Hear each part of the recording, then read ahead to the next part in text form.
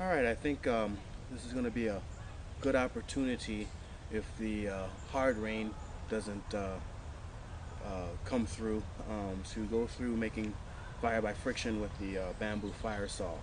I got the bamboo here from, it doesn't grow here in the upper Midwest naturally, but I got this piece of bamboo, this dry, from a local Asian market, and they had some green ones and they had some brown ones. So I just wanted to see if I can try my hand in making fire, even though it's a little moist, quite a little bit soggy. It rained last night and there's some drizzle going on right now.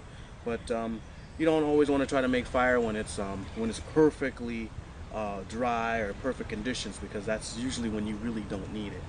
So this is going to be an opportunity to see if I can record this challenge. So I'm going to show how to prep this, and then see if we can get an ember and blow it to flame.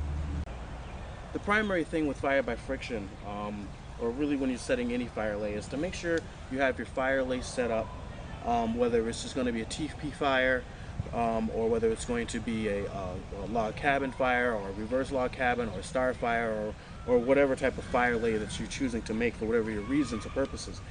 Make sure you have that prepped first, and make sure you have your tinder bundle prepped first. Now, it's a little wet and moist out here, so I'm making sure that I keep my my dry grasses here with cattail fluff in the middle relatively dry. A good way to do that is to keep it close to your body, tuck it in your clothes, and then the body heat, even if this is moist, the body heat, your body heat will even dry this out, believe it or not. And as long as you're not sweating too much. But for the most part, you know, when it's kind of drizzly like this or moist like this, the moisture and the water is not going to be your friend for this. So you need to just keep this protected and covered. So make sure you get your tinder bundle and your fire lay set beforehand. Okay, we're gonna prep our bamboo, and I've got some tools here to make it go faster and easier.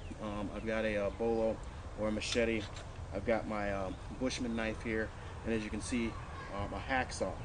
The hacksaw is to cut the bamboo at a length that is comfortable for me to work at, and then we're going to need these various blades as we process this. You know, you could use stone tools, and hopefully, you know, you'll be able to find the proper length you might need in a natural setting. So what I'm going to do first is cut this. I want to cut this to length, and so I'm going to do this while standing. So I want a length that's comfortable for me to lean over it. You can also do it sitting or kneeling as you use pieces, as you start to cut pieces or whittle this down. So I'm going to cut right here at this node here, actually just below the node, because I want it to be hollow. Okay, so I'm going to go ahead and cut this in half if I can.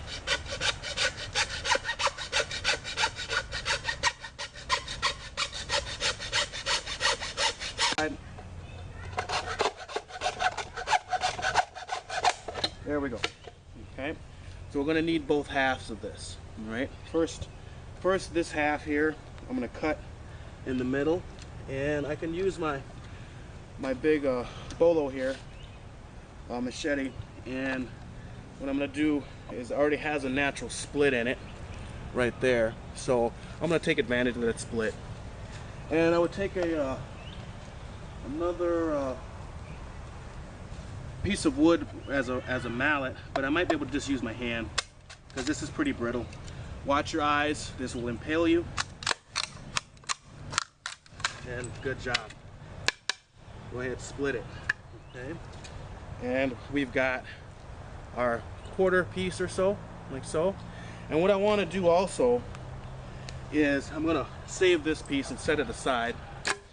I'll probably use it later, but what I want is to cut a sliver. It's going to be our holding piece, and I'm going to switch to a smaller blade for that. Always resheath your blades. The last thing you need in a survival situation is to get cut, so always resheath your blade. And so I'm going to pull out my Bushman blade here, and I'm just going to see if I can get a sliver cut. And There we go. Yeah, I'll just use the back of this one. Just tap it.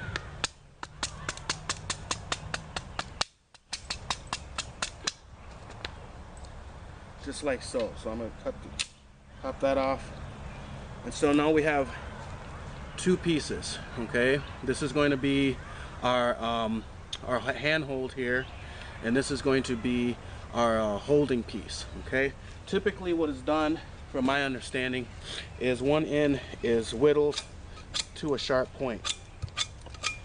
Okay, now this dry bamboo makes good splinters, so be mindful if you're walking barefoot, because that's another safety hazard, is getting a splinter, especially one of these nice long ones.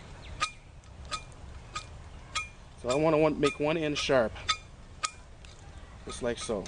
Okay, enough. I'm just setting it aside. So we've got this handhold and one end is sharp, like so. Okay, so we're going to set this aside, and then we're going to examine the other piece here.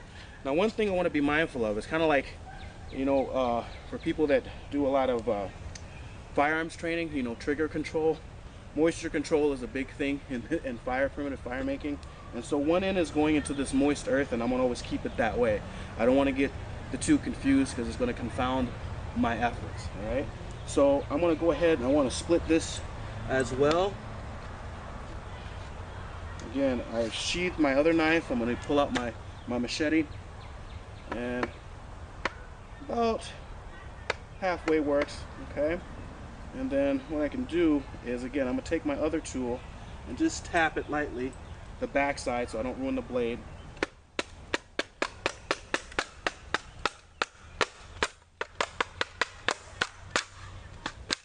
And that splits for us really nicely, okay? Again, this piece will be used, but we're not going to use it right now. But this piece is the piece that we want, okay? So kind of like a nice little boat. Sort of. This is about 3/4 of the diameter, okay? And I want something that I can lean on. Now, with the bamboo, I'm not too concerned about the moisture just yet, because bamboo grows in tropical, humid regions, a lot of moisture, and there's a veneer on it that helps protect them from the moisture. So we can, you know, lightly rub that away, and it's still relatively dry on the outside. Okay, so what I want to do next is on this 2/3 of a piece is I want to shave.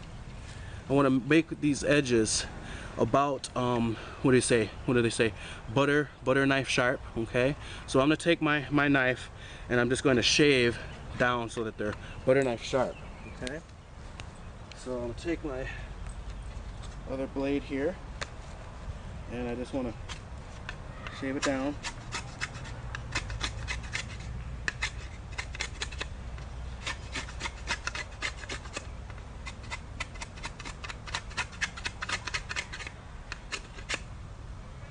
So I have an edge, okay?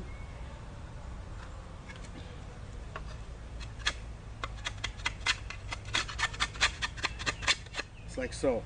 I want to do the other side. I like to do both sides for just in case.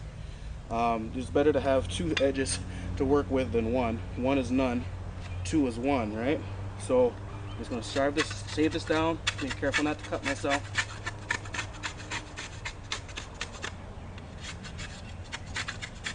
With a rock, I'm sure you could abrade this. Just want to create an edge. I'm going to pull this and whittle away from me.